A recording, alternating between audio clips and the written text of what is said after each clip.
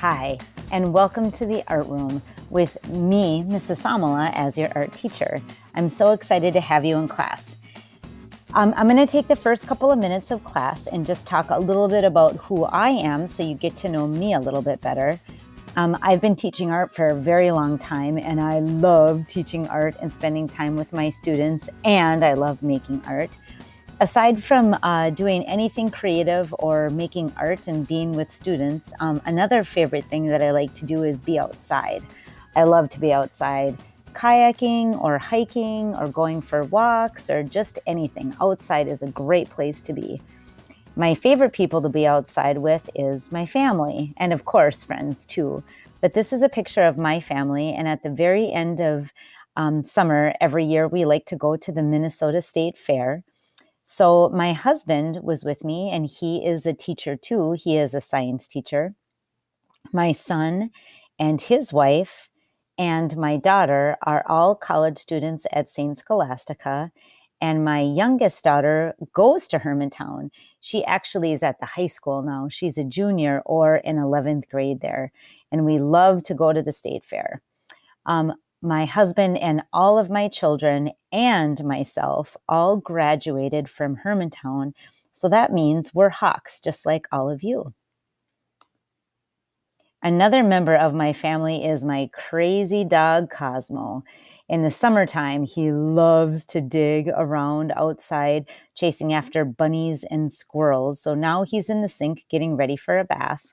And in this picture, it's wintertime and he loves running around. And because he has such short legs, when he runs around in the snow piles up on his belly and he gets big snowballs like that. And then we have to put warm water on them and rinse them off. He's such a character, and he gives our life lots of joy, even though he's naughty sometimes. So now that you're in art class, I want you to think about what is art? What are all the things that can be art, or how do you think art is or looks like? Art can be photography, so taking pictures of people, places, or things. This is moon over half dome.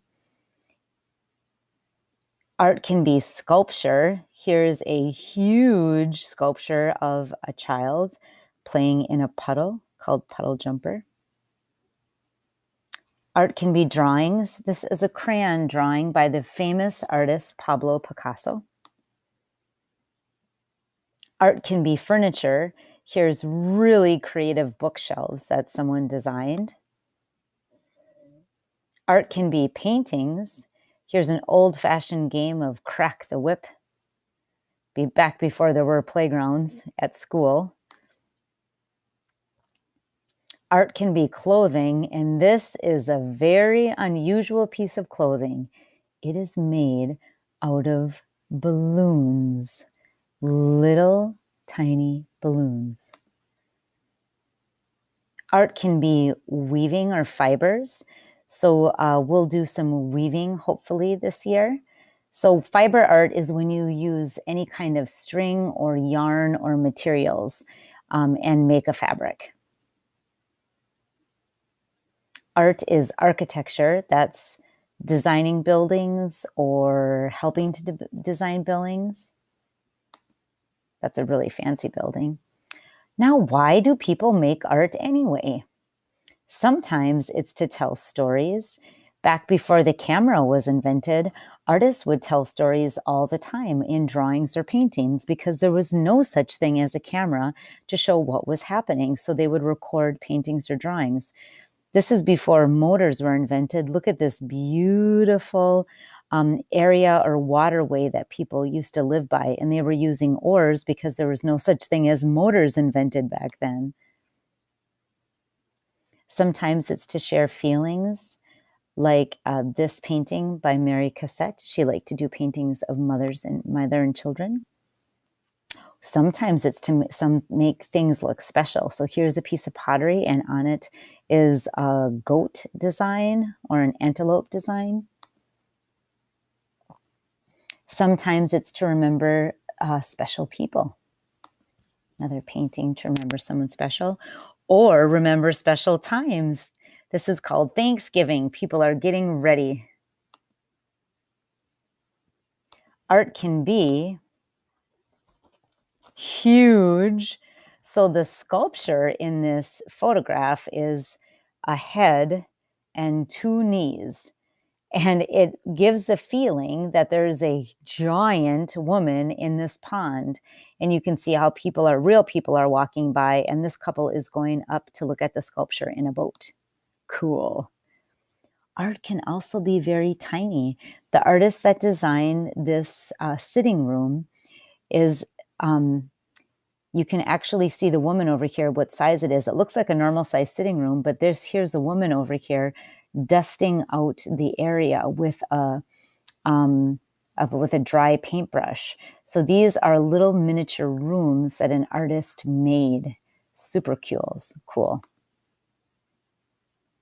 People make art everywhere in the world. I just have a few examples. This is called Crow and Heron, and I think it's such a beautiful print. This is from Japan. You can see their beautiful umbrella. Here's one from South America that's very bright and colorful by the artist Brito. Artists choose their materials. What are materials anyway? Materials could be paper. So instead of drawing on a piece of paper, this artist cuts the paper out and glues it together to make paper sculptures. This is made out of glass. It's actually glass blowing. Very dangerous artwork. This is made out of garbage or recycled or found things. That is one cool looking lizard.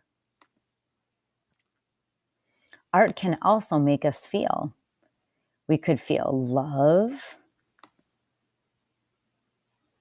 joyful. Keith Haring used to make super joyful paintings like this. People are dancing. Ooh, they can also be curious. Look at that turtle. It looks real. And he has a tree growing out it with monarchs on it. It looks like it's almost real. So now what we're going to discover when you're in kindergarten and all the way through art with me is, what is art to you?